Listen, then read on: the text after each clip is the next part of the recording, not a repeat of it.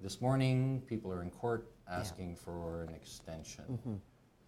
As of when we started broadcasting, we don't know what's the outcome of that. Yes. But we've had deadlines for registering, deadlines for voting extended already, and presumably tomorrow afternoon, an announcement of who the new PC leader will be.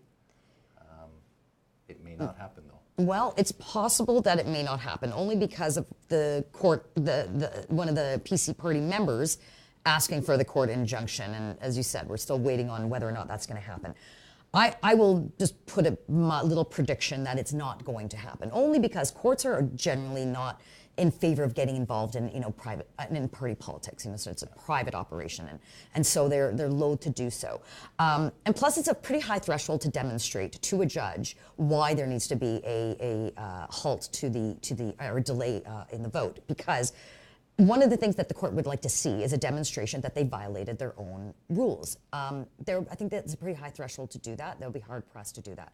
The challenge the party has right now, though, is you have, if we're being generous, let's say 170,000 members, which is extraordinary and unprecedented in Canadian political history. That's amazing.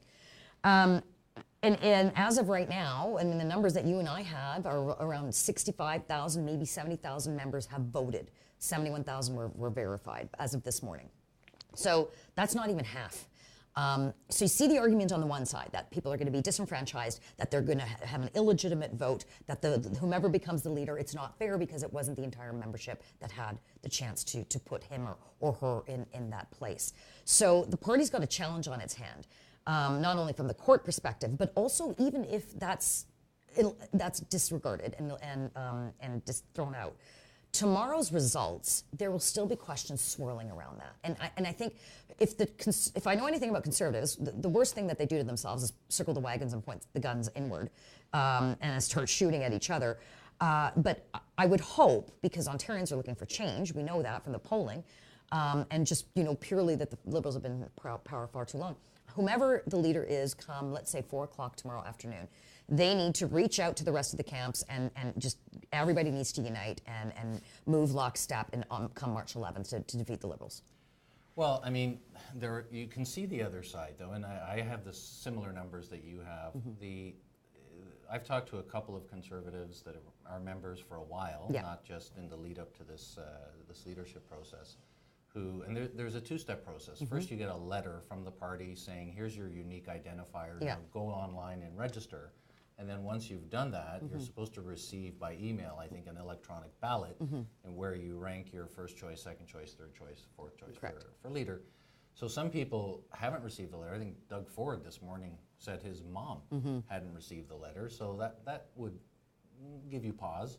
And then others who did receive the letter and went online and registered but haven't received their ballot. So there are questions there, and it's as we believe right now being discussed in a courtroom. And I agree with you. I don't think the judge is going to overturn the PC party's own. No, I don't think that they will, because that in of itself would also be quite a significant precedent to be set.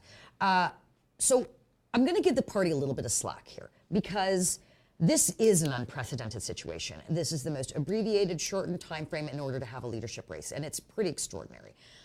Especially when you have so many thousands of members.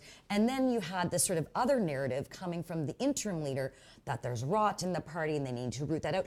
That's not helpful either, for party members to have confidence in the system.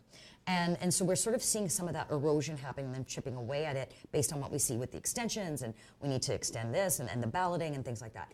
So they've been in an unprecedented time. I think they've done a decent job in the short period of time in which they've had. Was it perfect? By no means. Will it ever be? Absolutely not. What I find interesting, however, is at the federal level, the Conservative Party of Canada and other jurisdictions, the Conservative parties or more center-right-leaning parties in BC and others, they've sort of gone through this process before. I'm a little surprised that the Ontario Party didn't necessarily either reach out to somebody to sort of get a good framework of how this could operate, to sort of alleviate some of these issues and challenges that they faced. Perhaps they did, and they didn't take the advice. I mean, I don't know. I wasn't in those rooms. I wasn't in those conversations. We in the media just rely on leaks coming from inside out.